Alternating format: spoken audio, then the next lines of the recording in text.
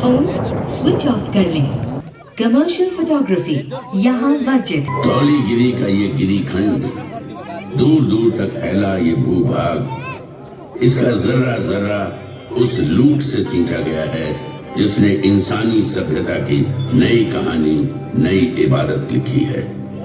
इस गिरीखंड में लोग मारे गए, कत्लो गारत हुए, हिंसा का ऐसा नंगा खेल खेला गया कि हिंसा करने वाले का मन भी भर आया।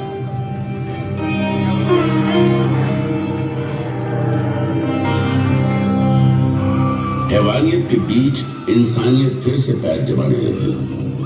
हिंसा के खिलाफ अहिंसा की मजबूत जड़ें पहाड़ी चट्टानों, अंधेरे जंगलों, उफनती नदियों और महासागरों को चीरती सरहद पार तक फैल गई। और इसी धरती से इंसानियत का नया स्वर इस गिरीखंड से टकरा समस्त विश्व में गूंज उठा। समस्त मानव मेरी संतान है।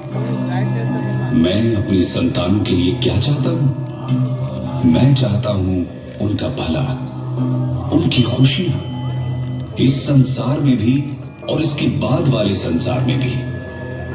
समस्त मानव जाति के लिए यही कामना है। तुम शायद ये समझ नहीं सकते कि मेरी ये कामना किस हद तक है।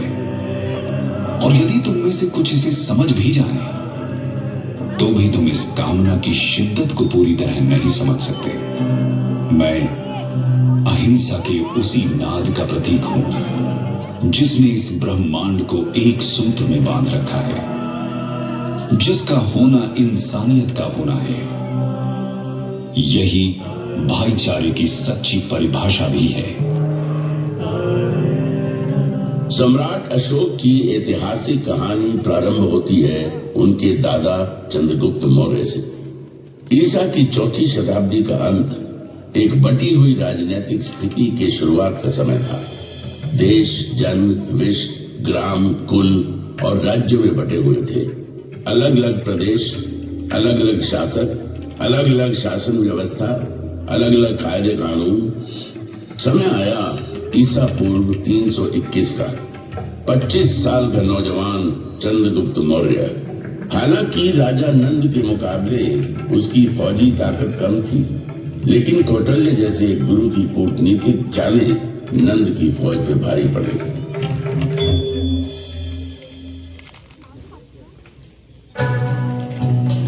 सुनो चंद्रगुप्त, तुम्हें अगर नंद का समूल नाश करना है तो धैर्य से काम लेना होगा और जैसा मैं कहता हूं वैसा ही करना होगा।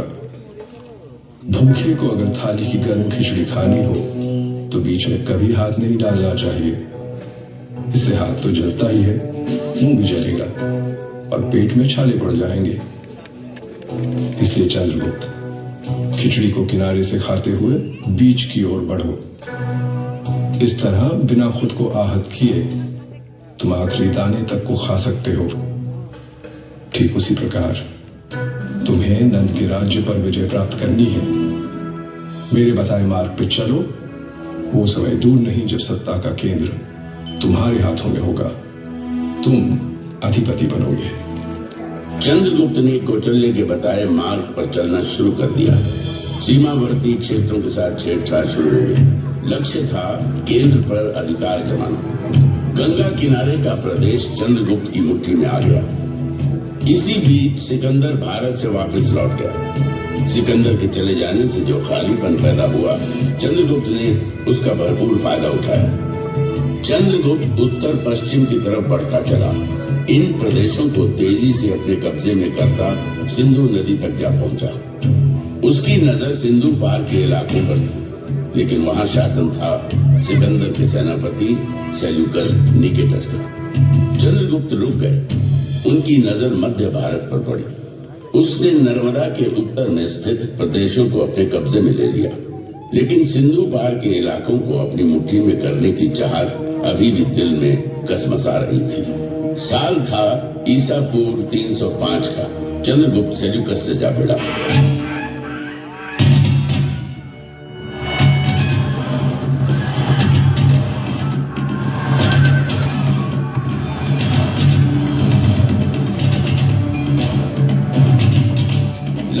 पहली लड़ाई में जीत चंद्रगुप्त की नाम हुई और उसने सेल्यूकस को हरा सिंधु के बड़े भूभाग पर कब्जा जमा दिया।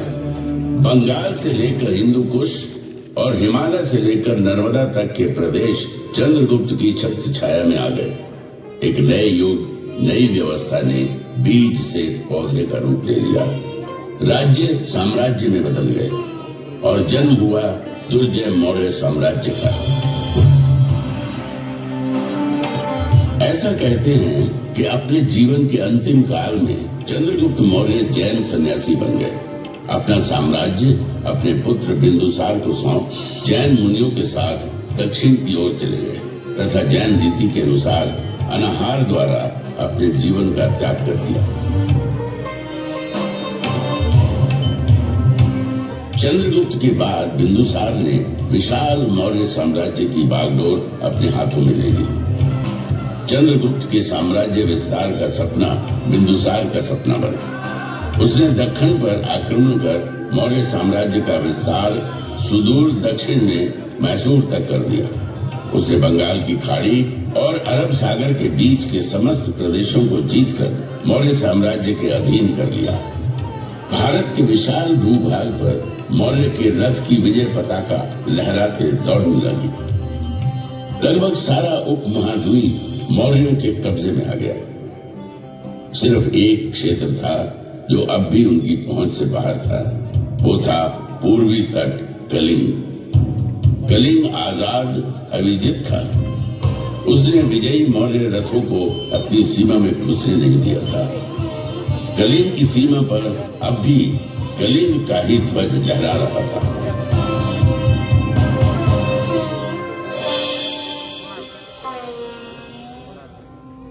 बिंदुसार की कई पत्नियों में से एक थी धर्मा। उसी के गर्भ से जन्म लिया बालक अशोक ने। अशोक के जन्म और उसके पराक्रम की भविष्यवाणी महात्मा बुद्ध ने पहले ही कर दी थी। एक ऐसा राजा इस धरती पर जन्म लेगा जो पराक्रमी होगा, धर्म ध्वजा को थामेगा और धर्म के विचार को सागर पार तक ले जाएगा। भविष्य अशोक की राह देख रहा था। अपने कई भाइयों में छोटा अशोक मेधावी था। गुरुओं की बताई बातों को फौरन समझ लेता। शस्त्र चलाने का खेल उसे खूब भाता था। दुश्मन के वार से किस तरह बचना है, शत्रु को कैसे अपनी तलवार के नोक के नीचे लाना है, ये कला उसने बचपन में ही सीख ली थी। शस्त्र कला के अभ्यास में वो अक्सर अपने बड़े भाई सुसीम को परास्त कर देता था।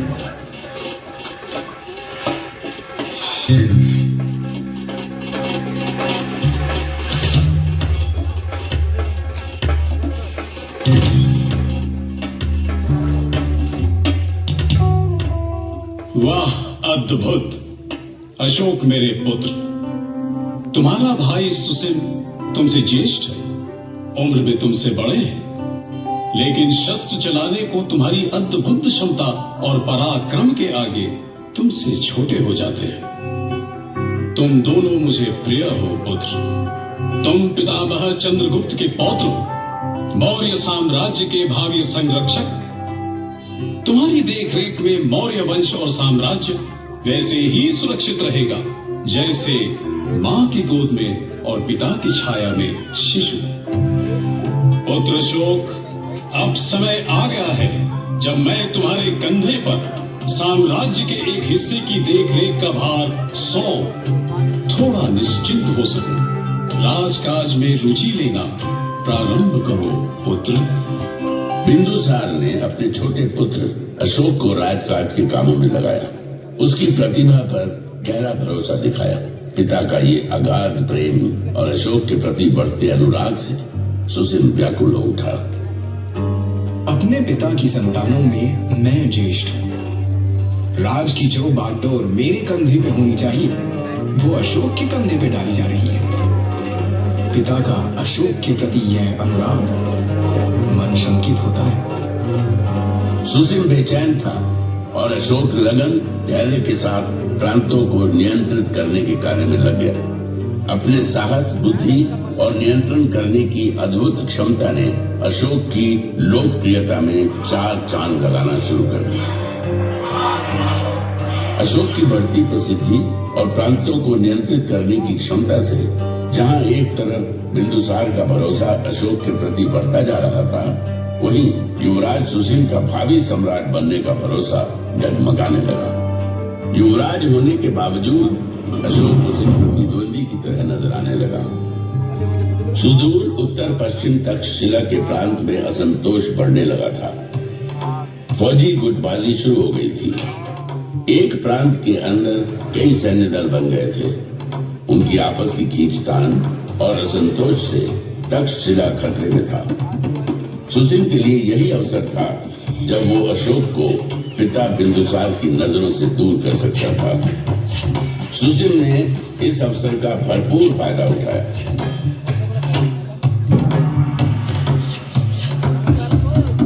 तक्षशिला में बढ़ती अशांति और असंतोष ने मौर्य साम्राज्य को संकट में डाल दिया है। तक्षशिला की रियासतें आपस में शत्रुता पाली हुई है। रियासतों के सैन्य दल आपस में लड़ रहे हैं। यदि इसे शीघ्र रोका नहीं गया तो वह दिन दूर नहीं जब तक्षशिला मौर्य साम्राज्य के खिलाफ विद्रोह कर देगा। पितामह चंद्रगुप्त के साम्राज्य की रक्षा करनी है तो तक्षशिला के विद्रोह को शांत करना ही होगा। हम भाइयों में सिर्फ अशोक ही ऐसा है जो इस विद्रोह को शांत कर सकता है। इसलिए मैं आपसे आग्रह करता हूँ कि अशोक को यथाशीघ्र तक्षशिला प्रस्थान करने का आदेश दें। बिंदुसार ने अशोक को तक्षशिला में हो रहे उपद्रव और बढ़ रही अशांति को शांत करने के लिए तक्षशिला जाने का आदेश दे दिया। अशोक अपने बड़े भाई सुसीम की योजना से अनजान अपने दल बल के साथ तक्षशिला की ओर बढ़ चला। अशोक ने पाटलिपुत्र से तक्षशिला, आज के सिंध प्रदेश तक की लंबी यात्रा तय की। अशोक की व्यवहार कुशलता, उसकी बहादुरी और राज चलाने की उसकी नीति से तक्षशिलावासी पहले से ही परिचित थे। अशोक के तक्षशिला आगमन को वहां के लोगों ने बड़े उत्साह और खुले हृदय से लिया।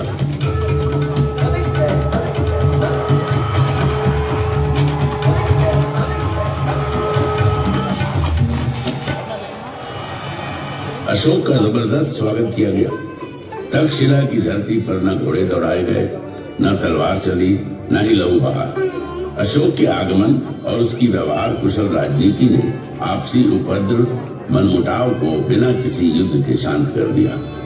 तक्षशिला की सफलता की खबर जब पाटलिपुत्र पहुंची तो सम्राट बिंदुसार का सर और गर्व से भर उठा। अशोक के प्रति स्नेह, अनुराग और आस्था